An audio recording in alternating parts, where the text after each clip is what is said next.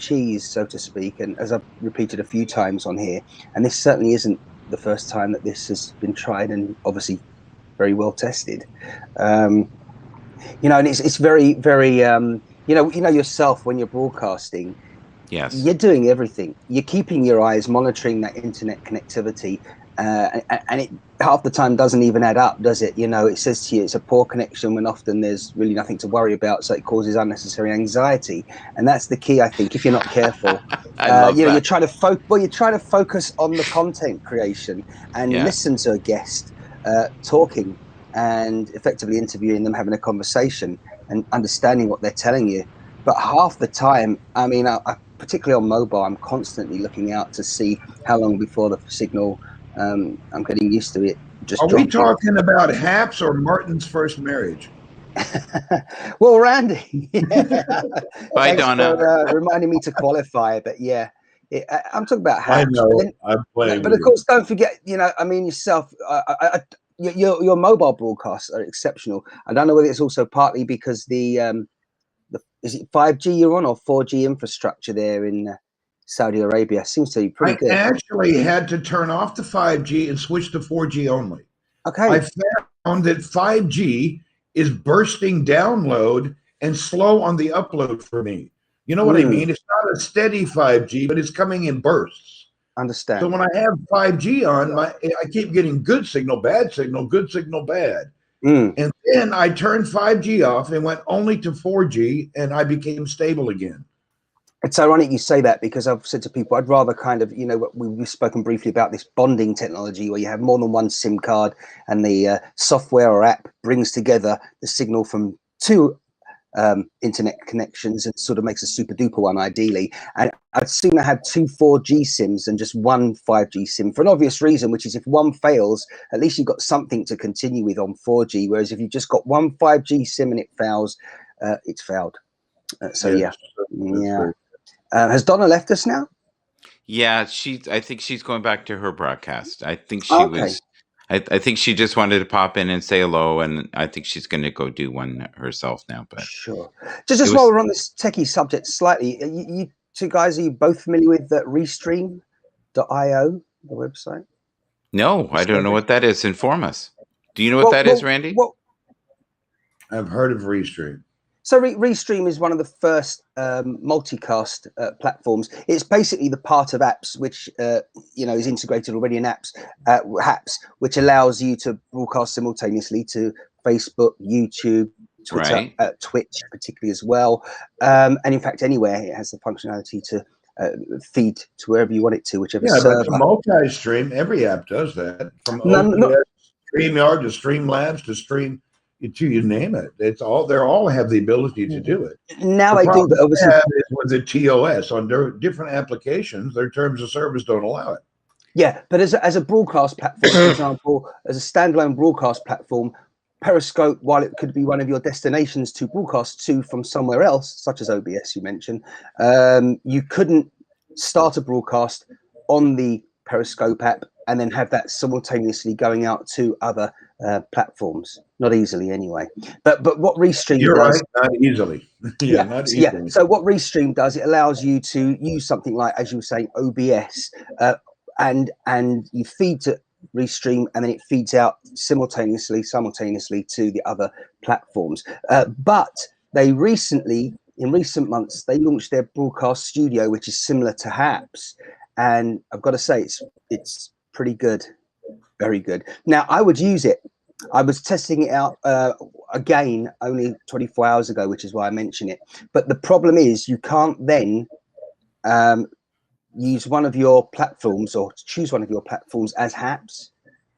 Do you see? So you can broadcast with something like Restream to Facebook and YouTube simultaneously, but you can't then say, I also want it to go to my Happs account. And that's what they said they're working on in around about 6 months here on Happs. There's a way to do it with the Happs. You turn on the live app, you mirror the channel on a presentation, but then you do get a little bit of a lag on the mouthwash, on the lips and the words.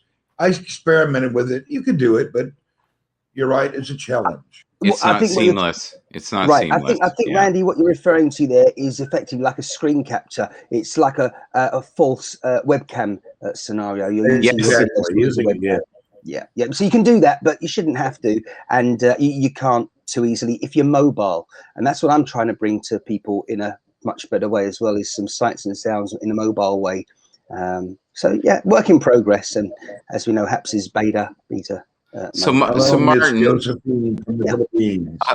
with the Happs, what are some of the things that you have enjoyed? Because I've noticed you're on here the people, and community. you know what?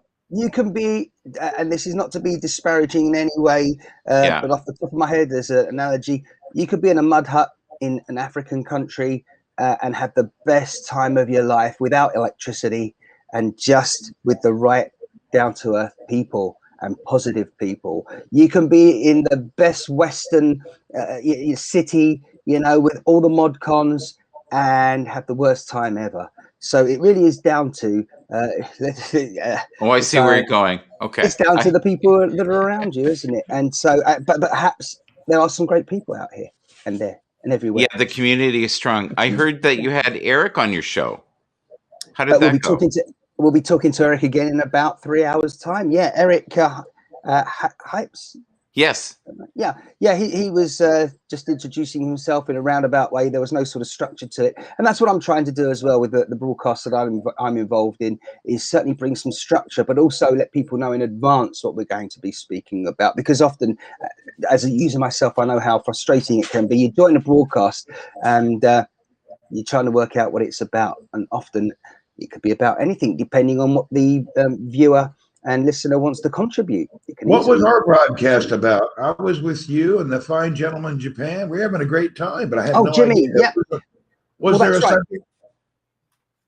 Jimmy Heaven, my friend, I originally met him, you may recall, in Los Angeles over 11 years ago now, quite a number of years ago. He's relocated to Japan. So we want to bring some Japan to the West and inform people what is it like around Japan as a different culture, just like you do often, Randy, from your locations.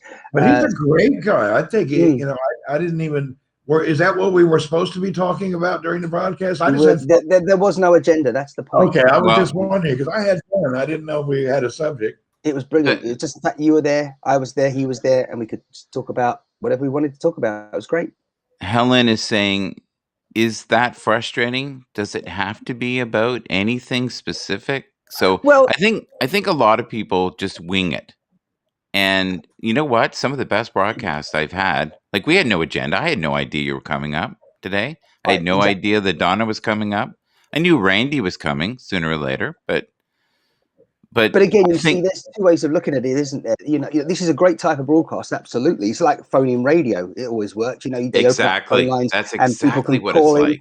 They can either call and comment on something that you brought up as a topic, or they can just change tack, as I say, and change the topic. Something happened to someone today in a store. It was positive or negative, and they want to bring it to people's attention or have other people's view, and that's great. But also, obviously, as we well know, it's like television schedules have always worked. You have a list of what's coming up at a certain time, because we're busy people, never more so than 2021. So it's nice to in advance, if you do know specific things, particularly if you've got someone who's a specialist on a certain topic, as Happs are doing at the moment, aren't they? Scheduling in advance is always, it's a good way to give a certain type of person who is your audience the option to join on. I'm going to give Randy a minute here to catch up on the comments. Go ahead, Randy.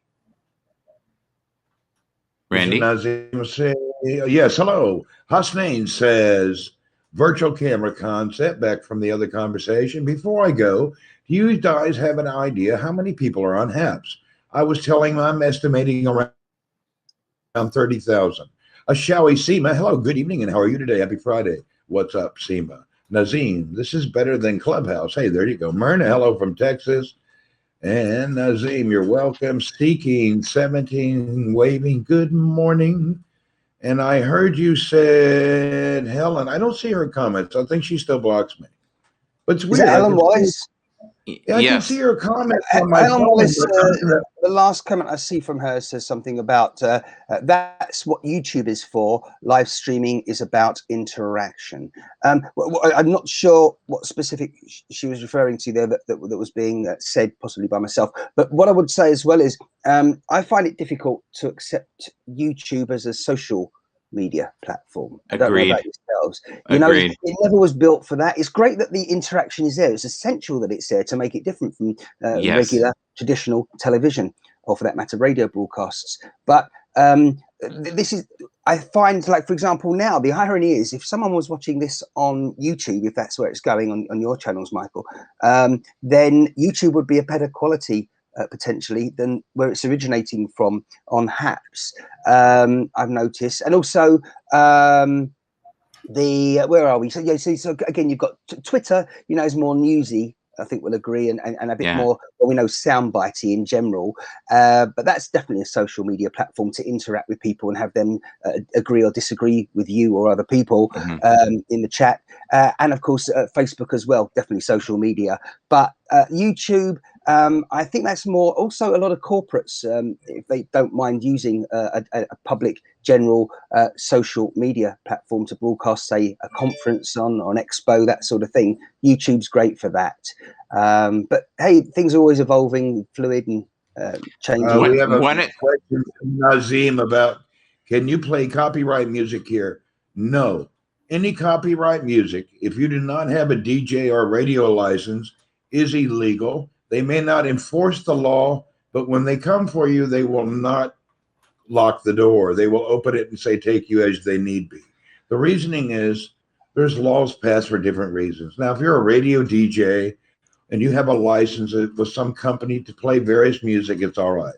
But for the individual to sit there and play your home Morning, album, this is not going to be that's not acceptable.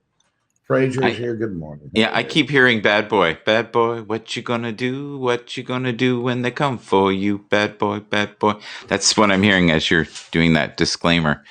Martin, I'm so glad you got on. I have really, have wanted you to come on for a while. I guess, been lurking you, watching your broadcast, whatever you prefer, from time to time, and I love the fluidity of your shows. Anybody who doesn't know Martin Shine, please subscribe, support. Do whatever you can do. Throw the man a few coins here and there. It doesn't hurt. Thank you very much for reciprocating there, Michael. What I want to do as well is just throw this in. This is UK specific. I'll put a comment in there. And if anyone's interested in the ins and outs of music licensing, there are, as you can see now, specific licenses that you can apply for online, whether you've got a regular show, broadcast, or just a one-off, and it's far less than if you're broadcasting traditionally, again, on TV, and it's worth looking into to cover your back. What kind of money? What kind of money, sir? I don't think it's going to break the bank. I think we're looking at a maximum, on a good day, around about $1,000 per annum, for example. I think. And I might even be far out with that, to overloaded that to guesstimate. Well, when you find out, tell us. When you find out, I'll come back to you. But that's a really good comment by someone. I say, it comes up from time to time. But that's another reason why you want to, for example, if you are certainly a professional and you're broadcasting an event that is more corporate and not just as casual as these, shall we say, if it's going to have music in it, and if it's music focused, for example, putting that on Facebook, that's immediately going to be taken down within half an hour, until the broadcaster says and clicks on the relevant buttons to say, I have the music license for that. You mean within half a second? Half an hour is way too long. They get you. YouTube's very quick like that. It depends on what the music is you're using, Randy. But absolutely, particularly again, if it's one example that isn't necessarily music, they certainly had their eyes on recently, was that UK ex-royals interview with Oprah, wasn't it? You couldn't find that anywhere on YouTube, the full version. No one could be posting that because it was shown as a full program. It was broadcast in the USA, and then around about 24 hours later, it was then shown in the UK. But they really had a tight grip on the publication. Yeah, that's so true. cases of That that. is so true. But yeah, another thing is as well. So yeah, so the point again, you got to choose your platform carefully if you are going to certainly be broadcasting music.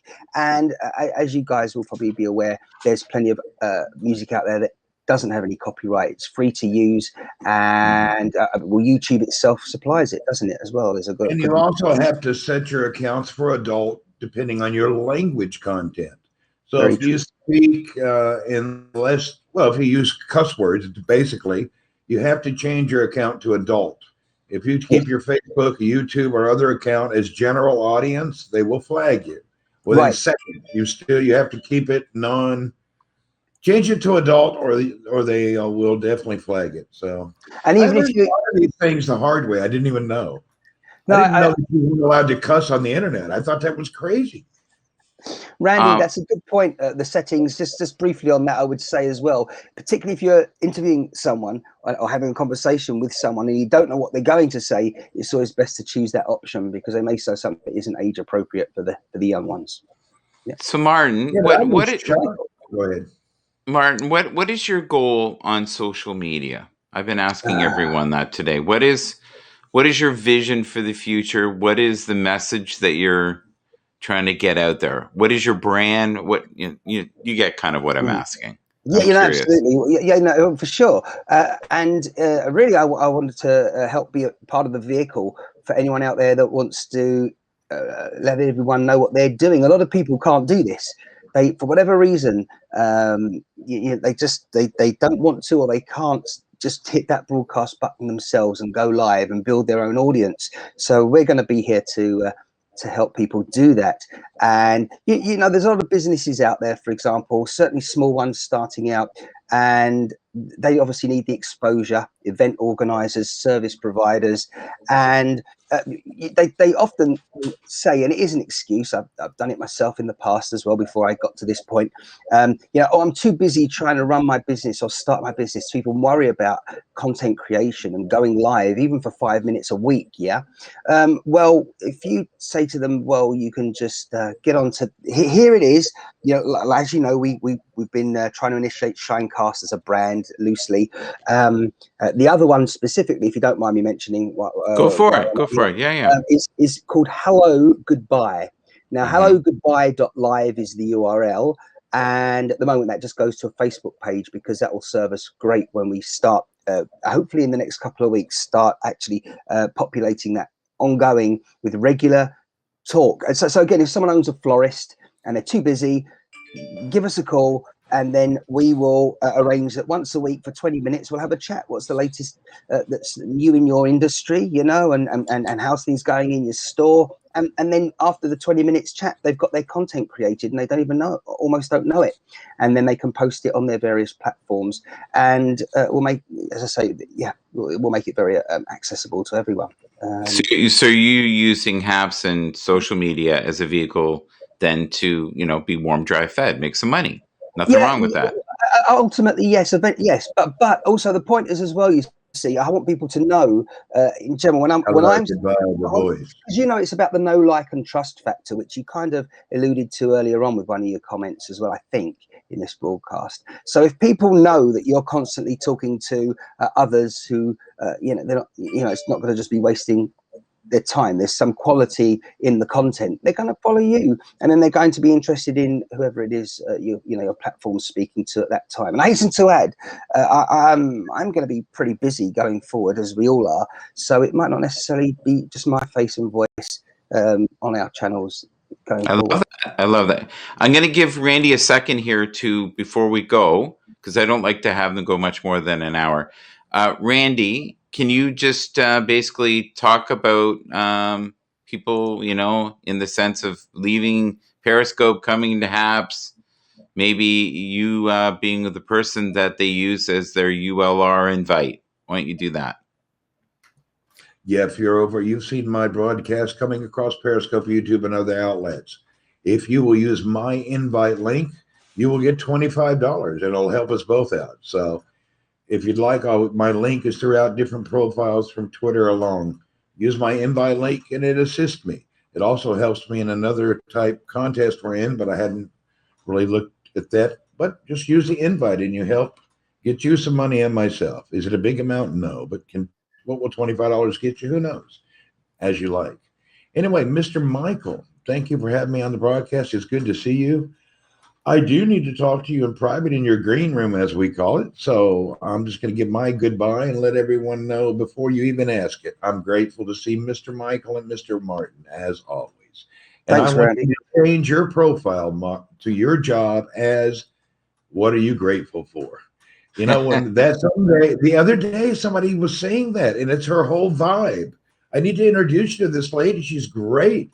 And Yeah. her whole vibe is being grateful. And as soon as she said the word, I went, "Oh, Michael's here." I mean, I think you branded it. It's your brand now. Well, that's nice. Thank you, buddy. So, All right. Martin, I don't know if you know how it works. Before we end the show, I ask you what you're grateful for. So I'm going to bring you up. You tell us what you're grateful for or not. You also have the choice of no.